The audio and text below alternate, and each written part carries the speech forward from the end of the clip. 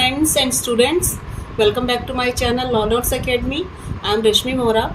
Friends, today I am giving you the notes and explaining the topic of duties of subscriber that comes under Information Technology Act 2000. Okay, this is the topic comes under chapter 8 section 40 to 42. Okay, duties of subscriber क्या होती हैं? ये regarding होता है digital signature के regarding है। ये आपका डिजिटल सिग्नेचर सर्टिफिकेट से के लिए duties of subscriber. This question is very important for the purpose of exams में पूछा जाता है। तो ड्यूटीज ऑफ सब्सक्राइबर कई बार स्टूडेंट्स को समझ में नहीं आता कि ये कौन से सब्सक्राइबर्स हैं और उनकी क्या ड्यूटीज़ हैं। तो ये this duties regards with the digital signature. Okay, तो सिग्नेचर सर्टिफिकेट जो मिलता है आपको, मैंने ई सिग्नेचर का एक वीडियोस बना रखे हैं डिजिटल सिग्नेचर से रिलेटेड, उसमें सर्टिफिकेट के बारे में भी बताया है। आप उसका स्टार्टिंग का वीडियो पहले वो वाला वीडियो देख लेंगे तो आपको उससे सारा समझ में आ जाएगा कि डिजिटल सिग्नेचर क्या होता है और ई सर्टिफिकेट क्या होता है। तो जब आप डिजिटल सिग्नेचर बनवाते हैं तो आपको एक ई सर्टिफिकेट मिलता है उसका, तो वो एक ऑथराइजेशन हो जाता है आपका ई कॉन्ट्रैक्ट्स के लिए, ऑनलाइन बिजनेस करने के लिए, ऑनलाइन ट्रांजेक्शन्स करने के लिए। जैसे सारी ट्रांजेक्शन्स ऑनलाइन होती हैं तो उसके लिए ऑनलाइन सिग्नेचर्स भी भेजने पड़ते हैं अपने।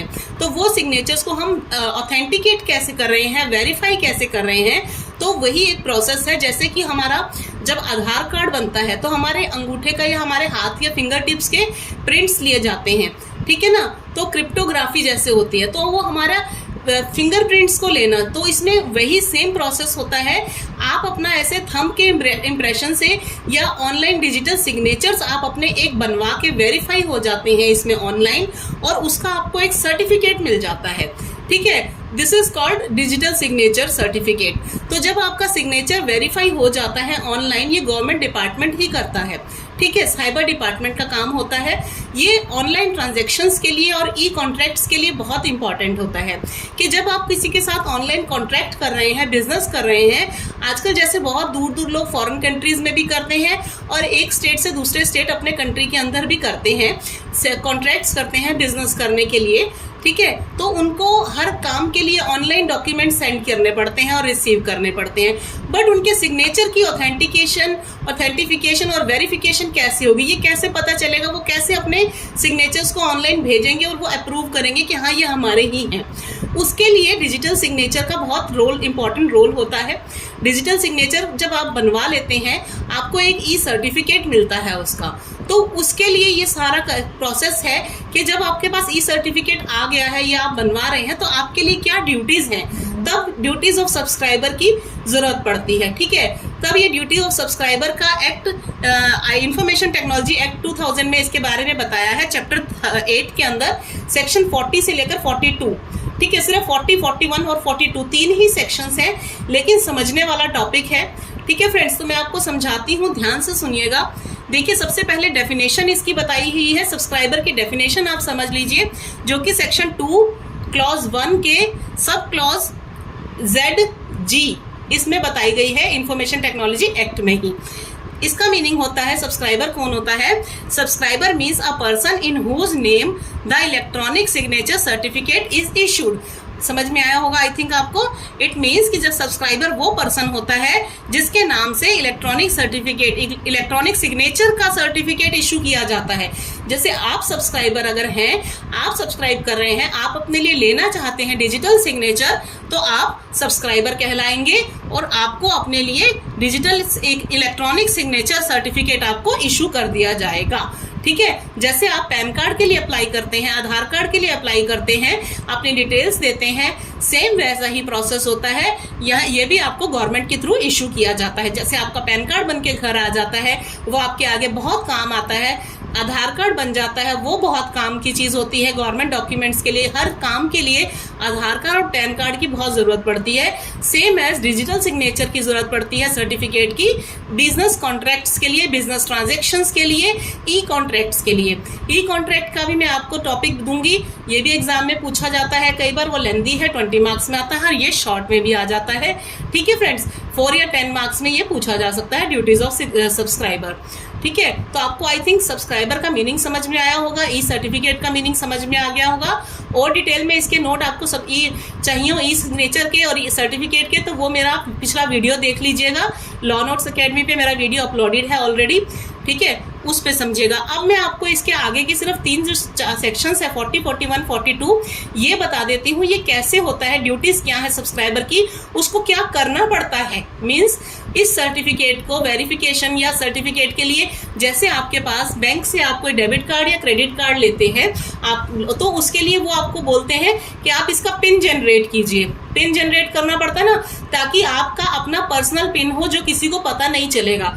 आप अपने डेबिट कार्ड से क्रेडिट कार्ड यूज करते हैं जब भी, तो वो किसी को पता नहीं होता, that is your personal pin number. तो सेम एज इसके अंदर भी आपको जनरेट करना पड़ता है जनरेटिंग की पेयर। इसमें सर्टिफिकेट के लिए जनरेट के बोलना पड़ता है, सेक्शन 40 में बताया गया है जनरेटिंग की पेयर। की पेयर क्या होता है, अब वो मैं आपको बेयर एक्ट की लैंग्वेज से थोड़ा सा समझाती हूँ, ठीक है, साथ साथ मैं हिंदी में एक्सप्लेन करके बताऊंगी की पेयर क्या होता है, ठीक है। ये सेक्शन 40 बता रही हूँ, देखिए सेक्शन 40 के अंदर बताया गया है जनरेटिंग की पेयर का मतलब होता है where any digital signature certificate the public key of which corresponds to the private key of that subscriber which is to be. इसका मतलब है कि जब डिजिटल सिग्नेचर सर्टिफिकेट का मतलब है जहां पे कि पब्लिक की ऑफ विच, मतलब इसकी एक पब्लिक की दी जाती है जो कॉरस्पॉन्ड करती है to the private key of that subscriber. मतलब अगर आप सब्सक्राइबर बन गए हैं, आपने अप्लाई कर दिया है, तो आपको एक प्राइवेट की इशू होती है। प्राइवेट की एक पिन नंबर होता है, इशू किया जाता है, जो कि पब्लिक की के साथ कॉरस्पॉन्ड करेगा, मिलता जुलता होगा, ठीक है, आपके साथ में। उसका क्या काम है आगे, which is to be listed in the digital signature certificate has been accepted by a subscriber. The subscriber shall generate that key pair by applying the security procedure. इसका मतलब होता है कि आपको एक प्राइवेट की नंबर इशू किया जाएगा और वो आपके पब्लिक की नंबर इशू किया जाएगा और वो आपके प्राइवेट की नंबर के साथ मिलता जुलता होगा। उन दोनों को मिला के आप उसको एक्सेप्ट कर रहे हो कि, और उसके बाद आप एक जनरेट कर रहे हो की पेयर।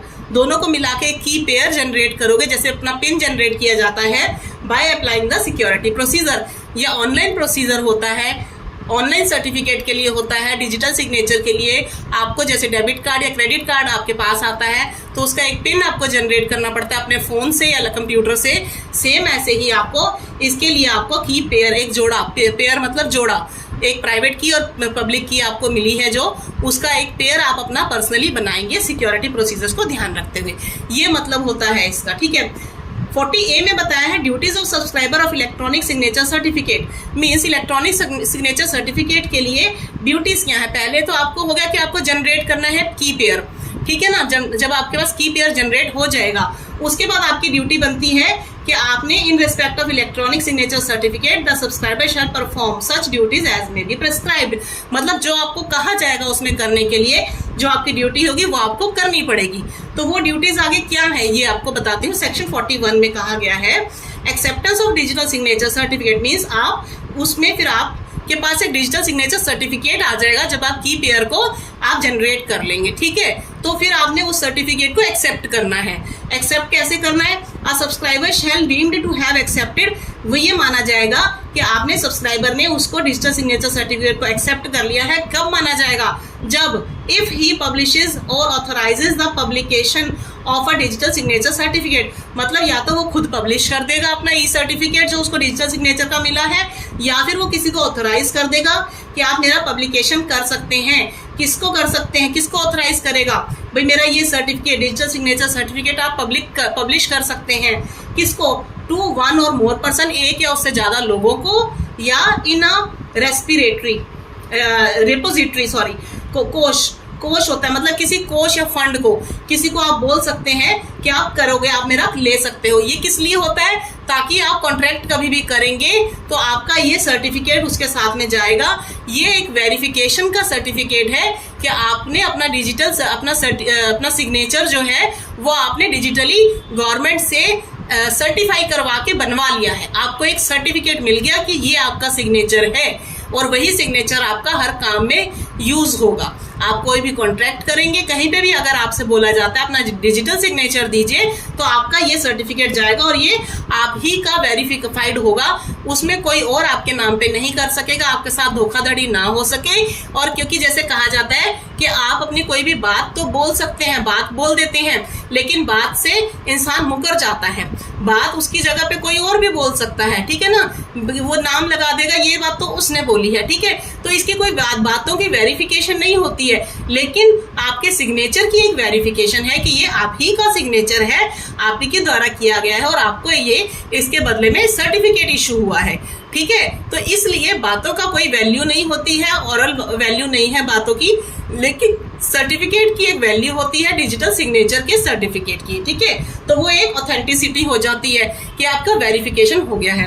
अब मैं इसमें आपको बताती हूँ, ये इसमें बोला जाता है अदरवाइज डेमोन्स्ट्रेट करेगा वो his approval of the digital signature certificate in any manner, यानी वो खुद डेमोन्स्ट्रेट कर देगा कि हाँ मेरा अप्रूवल है, ये मेरे को अप्रूवल मिल गया है डिजिटल सर्टिफिकेट सिग्नेचर सर्टिफिकेट का, ठीक है। अब इसके सेकंड पॉइंट में बताया गया है 41 के, bye accepting the digital signature certificate the subscriber certify करता है, इसमें एक्सेप्ट करने के बाद टू ऑल सबको हु रीजनेबली रिलाई, मतलब जो इस पे विश्वास करते हैं on the information contained in the signature certificate. Means जैसे आपको कोई सर्टिफिकेट मिलता है, आप कुछ भी काम करते हैं, कोई कंपटीशन में पार्टिसिपेट करते हैं, कोई वेबिनार में करते हैं, कोई मीटिंग है, कोई भी कोर्स करते हैं, आपको सर्टिफिकेट मिलता है, उस सर्टिफिकेट में ये लिखा होता है कि यह प्रमाणित किया जाता है कि इस व्यक्ति का नाम लिखा होता है, उस पर्सन का, जैसे आपने किया तो आपका नाम होगा कि इन्होंने ये किया है और आप इन सारी चीजों पे आप विश्वास करते हैं, ठीक है ना। प्रमाणित करने का मतलब यही है कि आप इन बातों पे विश्वास करते हैं कि ये इसी व्यक्ति का है, ठीक है। तो ये चीज इसमें लिखी होती है कि सब्सक्राइबर इसके थ्रू सर्टिफाई कर रहा है, वो इसके भरोसा दे रहा है आपको कि रीजनेबली आप विश्वास कीजिए सारी इंफॉर्मेशन पे जो इसके अंदर कंटेन की गई है। एक ये जब भी हम कोई डॉक्यूमेंट बनाते हैं या गवर्नमेंट का होता है, उसमें लास्ट में आपने देखा होगा सबसे लास्ट में एक सर्टिफिकेशन लिखा होता है लाइन, उसमें भी ये बात लिखी होती है, I certify that all the above information given by me is true and best to the best of my knowledge, is true to the best of my knowledge, और आप उस पर वेरीफाई करके साइन करते हैं। तो ये सेम ऐसे वैसी ही वही चीज लिखी है कि जो भी मैंने इन्फॉर्मेशन दी है ये मेरी नॉलेज में बिल्कुल सही है और मैं इसको वेरीफाई करता हूँ और अपने सिग्नेचर करता हूँ, ठीक है। तो बस इसमें वही बात लिखी है, इसमें ये कहा है कि सब्सक्राइबर होल्ड करेगा प्राइवेट की, उसके पास एक प्राइवेट की होगी जो कॉरेस्पॉन्ड होगी, मतलब उसके अनुसार ही होगी पब्लिक की के, उस जो कि लिस्ट की जाएगी, ये लिस्ट की जाती है डिजिटल सिग्नेचर सर्टिफिकेट में लिखी जाती है, ठीक है, लिस्टेड होती है, and is entitled to hold the same, और वो एंटाइटल्ड है इसको रखने के लिए, ठीक है, कि भाई मैं इस की को रखने के लिए एंटाइटल्ड हूँ। आगे आपको बताते हैं इसके पॉइंट्स। इसमें आगे बताया है कि all representations made by the subscriber to the certifying authority and all material relevant to the information contained in the digital signature are true. वही बात हो गई, ये सर्टिफाई वाली बात हो गई। इसमें ये कहा जाता है कि सब्सक्राइबर सर्टिफाई करता है, अथॉरिटी को बोलता है और ये कहता है कि जितना भी इंफॉर्मेशन इसमें दी जा रही है सर्टिफिकेट में वो सारी सच है, ठीक है, ट्रू है। और थर्ड में all information in digital signature certificate that is with in the knowledge of the subscriber is true, मतलब सब्सक्राइबर बोलता है जितनी भी इसमें इन्फॉर्मेशन लिखी गई है सर्टिफिकेट के अंदर वो मेरी नॉलेज के हिसाब से, मेरे ज्ञान के हिसाब से ये सच है सारी की सारी। जैसे हम किसी भी गवर्नमेंट के फॉर्म में नीचे लास्ट में 4 लाइनें लिखी होती है ना, जैसे इसमें एक्सप्लेनेशन लिखा होता है और वैसे ही उसमें वेरिफिकेशन के लिए लाइनें होती है, सेम वैसे ही ये चीजें उसमें सर्टिफिकेट में लिखी होती हैं, ठीक है। अब नेक्स्ट है सेक्शन 42 में इसमें बताया है कंट्रोल ऑफ प्राइवेट की, वो कंट्रोल कैसे करेगा प्राइवेट की को, ठीक है, जो उसको मिली है। इसमें बताया every subscriber shall exercise reasonable care to retain control of the private key corresponding to the public key listed in the digital signature certificate and take all steps to prevent its disclosure। Means आपको जो की मिल गई है आप अपना जब use करेंगे तो आपने इसका पूरा ध्यान रखना है कि ये प्राइवेट की जो कॉरेस्पॉन्ड करती है, मिलती जुलती है पब्लिक की के साथ में, वो लिस्ट की गई है डिजिटल सिग्नेचर में, और आप उसका पूरा ध्यान रखेंगे कि आप उसको किसी को डिस्क्लोज नहीं करेंगे, देंगे नहीं। जैसे आपको पिन देने के लिए या ओटीपी देने के लिए मना किया जाता है कि ये आपके पास ही रहेगा, ये पर्सनल है, अपना ओटीपी किसी को मत दीजिएगा, या डेबिट या क्रेडिट कार्ड का पिन किसी को नहीं बताना चाहिए। सेम वैसे ही आप इसमें भी आपको जो पिन दिया जाएगा इसमें वो आप किसी को की दी जाएगी, इसमें वो आप किसी को नहीं बताएंगे, ठीक है, डिस्क्लोज नहीं करेंगे, आपके कंट्रोल में रहेगी। सेकंड पॉइंट में कहा है कि इफ द प्राइवेट की कॉरस्पॉन्डिंग टू द पब्लिक की listed in the register signature certificate, means वही प्राइवेट की जो पब्लिक की के साथ कॉरस्पॉन्ड करती है और जो लिखी गई है रजिस्टर सर्टिफिकेट में वो has been compromised, then the subscriber shall communicate, तो कंप्रोमाइज हो गई है अगर मतलब, तो then the subscriber shall communicate the same without any delay to the certifying authority in such manner as may be certified by the regulation. Means इसका मतलब है अगर वो गलती से किसी और को बता दी गई है, अगर आपने किसी को कम्युनिकेट कर दिया है, मीन्स ठीक है, कंप्रोमाइज्ड हो गया है, इसमें has been compromised, then the मतलब इसमें ये लिखा होता है कि अगर आपसे किसी को गलती से आपकी कम्युनिकेट हो गई है तो आप सेम को बिना किसी डिले के, बिना देरी किए सर्टिफाइंग अथॉरिटी को, जहां से आपको ये सर्टिफिकेट मिला है, आप उनको फटाफट से उसी टाइम बताएंगे कि ये मेरे से गलती से किसी और को बता दी गई है, किसी और को पता चल गई है, या तो फिर ठीक है, या चोरी हो गई हो। कम्युनिकेट का मतलब हो गया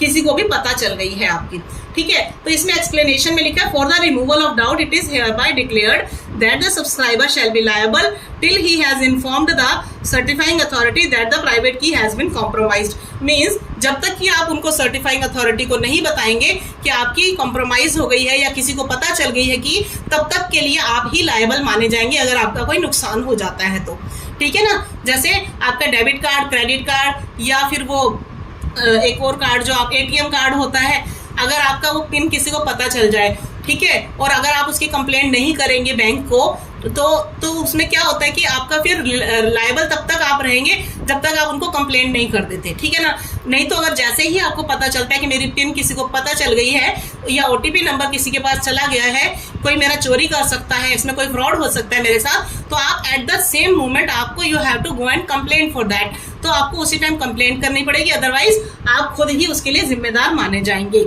जब तक आप कंप्लेंट नहीं करते, अगर तब तक कोई फ्रॉड हो जाता है तो आप लायबल हैं, अगर तब उसके बाद में कुछ होता है तो आपका कंपनसेशन हो जाएगा, अदरवाइज नहीं होगा, ठीक है। इस केस में आपको अथॉरिटी दोबारा से भी पेन बना के दे सकती है, इसलिए आपको कम्युनिकेट नहीं करना है, कोशिश करना है किसी को पता ना चले। तो ये था आपकी duties of subscriber regarding the e signature certificate, ठीक है फ्रेंड्स। आई थिंक आपको समझ में आ गया होगा कि ये 3-4 सेक्शंस है, सिर्फ 3 सेक्शंस जो कि इसमें एक्सप्लेन किए गए हैं। पसंद आया हो तो लाइक का बटन जरूर दबाइएगा, ठीक है। मेरे वीडियो स्टूडेंट्स को बहुत पसंद आ रहे हैं, उनसे वो नोट्स भी बना रहे हैं, एग्जाम में उनके क्वेश्चंस भी आ रहे हैं मेरे वीडियोस में से, तो प्लीज़ लाइक का बटन दबाने में कोई आपका टाइम वेस्ट नहीं होगा, कोई पैसा नहीं लगेगा, तो प्लीज़ लाइक का बटन दबा दीजिए। वीडियो पसंद आए तो कमेंट भी कीजिए, और अगर मेरे चैनल पर नए हैं तो सब्सक्राइब भी कर दीजिए। Okay, thank you so much, have a nice day, take care. ये था आज का टॉपिक, आपको पसंद आया होगा I think. Okay, take care, bye bye.